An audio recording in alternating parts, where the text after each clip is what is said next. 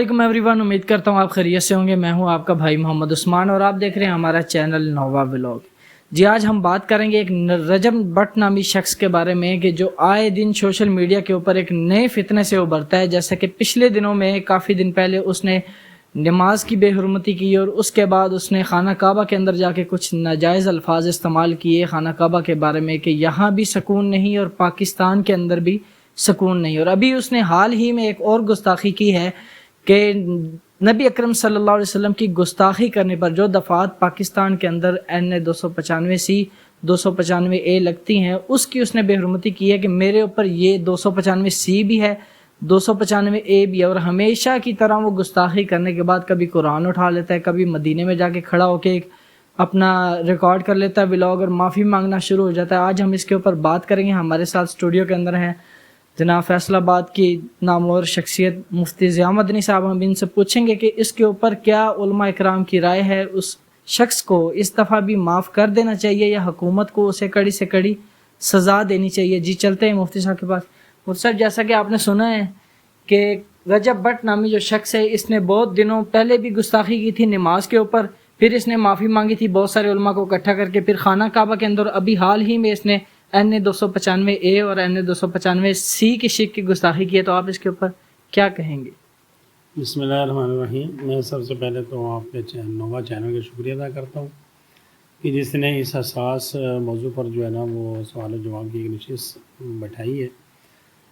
پہلی بات تو یہ ہے کہ یہ جو رجب جس کو لوگ بٹ کہتے ہیں یہ بٹ نہیں ہے، اس کے بارے میں بڑی تحقیق ہوئی ہے کہ یہ اس کا والد بھٹی تھا۔ تو ہمارے ہاں کیا مطلب تاریخ انسانیت میں تو یہ بات ثابت شدہ ہے کہ نسل جو ہوتی ہے وہ والد سے چلتی ہے، تو یہ بھٹی اس کو کہیں تو زیادہ بہتر ہوگا۔ تو بہرحال دوسری بات یہ کہ جو شخص اپنے نسب کو بدل سکتا ہے وہ کچھ بھی کر سکتا ہے، اور اس سے بڑا بدبخت یا کوئی کمینہ شخص نہیں ہوگا جو اپنے نسب کو بدل دے۔ تو یہ اس کی کمینگی ہے اور بدبختی ہے اس کی کہ وہ بار بار یہ ساری جو حرکتیں وہ کرتا ہے، یہ صرف مطلب فیم لینے کے لیے، اور بالخصوص جو باطل قوتیں ہیں لادین قوتیں ہیں تو ایسے لوگوں کو پروموٹ کرتی ہیں۔ اور یہ اس نے جب پہلی دفعہ یہ حرکت کی تھی نعوذ باللہ کہ مجھے مدینہ میں جا کے بھی مدینہ منورہ میں بھی جا کے سکون نہیں ملا، پھر اس کو مدینہ منورہ میں سکون نہیں ملتا اس کو پھر جہنم میں جائے، اس کو دنیا میں رہنے کا کوئی حق نہیں ہے۔ تو مطلب یہ ساری حرکتیں صرف اس لیے کرتا ہے یہ بندہ کہ جب لوگ اس کو سنیں اس کو دیکھیں اور اس کو فیم ملے، اور اس پہ پھر اس کو دورہ فائدہ ہوتا ہے۔ ایک تو مطلب ہے کہ اس کو چینل سے پیسے ملتے ہیں، اور دوسرا جو لادین قوتیں ہیں وہ جو لوگ بھی پاکستان میں اور دنیا میں کہیں بھی توہین رسالت کرتے ہیں، توہین قرآن کرتے ہیں، توہین مذہب کرتے ہیں، توہین صحابہ کرتے ہیں، توہین اہل بیت کرتے ہیں، مقدسات کی توہین کرتے ہیں، مطلب ہے کہ شاعر اسلام کی اور اہل اسلام کی اور اسلام کی جو اساس ہیں ان کی توہین کرنے والوں پر کرنے والوں کو پوری دنیا میں پروموٹ کیا جاتا ہے، اور ان کو بہت زیادہ پیسے ملتے ہیں۔ تو یہ ایک شارٹ کٹ حاصل مطلب ایک طریقہ اختیار کر لیا گیا ہے بے دین لوگوں کی طرف سے، اور بے دین لوگوں نے یہ کہ اختیار کیا ہے کہ بھی شارٹ کٹ ماریں اور کوئی نہ کوئی ایسی بدبختی کریں جس سے اسلام کی توہین ہو، شاعر اسلام کی توہین ہو، نبی علیہ الصلوۃ والسلام کی توہین ہو معاذ اللہ، اور قرآن کریم کی معاذ اللہ توہین ہو، یا اہل بیت اطہار اور صحابہ کرام رضوان اجمعین کی توہین کا مطلب ہے کہ وہ عنصر ہو۔ تو یہ جان بوجھ کے اس طرح کرتے ہیں۔ تو ہم مطلب ہے حکومت وقت سے اب چونکہ اس کے خلاف کارروائی ہو چکی ہے، پرچہ ہو چکا ہے، وہ گرفتار بھی ہو چکا ہے۔ تو میں وزیر اعظم وہ اس ٹائم باہر ہے، باہر سعودیہ میں اس ٹائم۔ اچھا سعودیہ میں، میری معلومات تھی کہ شاید وہ گرفتار ہو چکا ہے۔ نہیں گرفتار نہیں اچھا گرفتار نہیں ہوا۔ اگر گرفتار نہیں ہوا تو میری وزیر اعظم پاکستان اور عالمی چیف پاکستان سے یہ مطالبہ ہے کہ وہ اس کو اپنے ذرائع کے ذریعے سے فوراً سعودی عرب سے وہاں سے گرفتار کروا کے اور اس کو پاکستان واپس لایا جائے، اور پاکستان کے قانون کے مطابق جو اس کی سزا بنتی ہے اس کو سخت سے سخت سزا دی جائے، اور ایسے شخص کو بالکل معافی دینے کا کوئی اختیار کسی کو بھی نہیں ہے، اور حکومت کو بھی ایسے شخص کو معاف نہیں کرنا چاہیے جو بار بار تو ان کا مرتکب ہو۔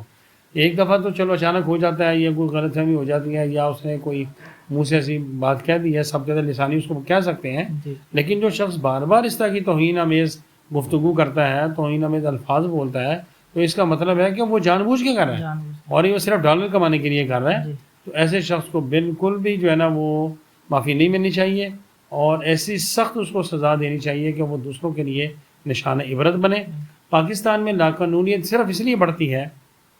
اور دن بہ دن بڑھ رہی ہے کہ بڑے بڑے مجرموں کو وہ مطلب ہے کہ وہ پیسہ دے کے عدالتوں میں اور پولیس کو پیسہ دے کے وہ اسے جو ہے نا بری ہو جاتے ہیں، اور پھر ان کو دوبارہ جرم کرنے پر جرت ہوتی ہے اور وہ دوبارہ جرم کرتے ہیں، اور جرم کی جو ہے نا وہ تعداد اور ریشو بڑھتی جا رہی ہے۔ مفتی صاحب اس کے اوپر کافی سارے لوگوں نے ویڈیوز بنائی ہیں اس کو سزا دینے کے بارے میں بھی، لیکن بہت سارے ایسے لوگ بھی ہیں کہ جنہوں نے ویڈیوز بنائی ہیں کہ جب نبی اکرم صلی اللہ علیہ وسلم رحمۃ للعالمین ہیں، وہ لوگوں کو معاف کرنے والے ہیں، تو وہ بندہ اگر قرآن پہ ہاتھ رکھ کے معافی مانگ رہا ہے، بار بار مانگ رہا ہے، تو اسے معاف کر دینا چاہیے۔ بہت اچھا سوال کیا آپ نے۔ نبی علیہ الصلوۃ والسلام کی توہین کرنے والا، اشاعہ اسلام کی توہین کرنے والے کو تو اللہ کے نبی خود تو معاف کر سکتے ہیں، لیکن ہمارے پاس کوئی اختیار نہیں ہے۔ اللہ کے نبی کے پاس اللہ نے اختیار دیا ہے، وہ جو بھی کریں گے وہ حق ہوگا، ان کو اختیار ہے، لیکن ہمارے پاس اختیار نہیں ہے کسی کو بھی توہین اسلام کرنے والے کو، توہین اسلام کرنے والے کو معاف کرنے کا ہمارے پاس کوئی اختیار نہیں۔ بہت شکریہ جی۔ تو آج آپ نے ہمارے ولاگ کے اندر مولانا مفتی ضیاء مدنی صاحب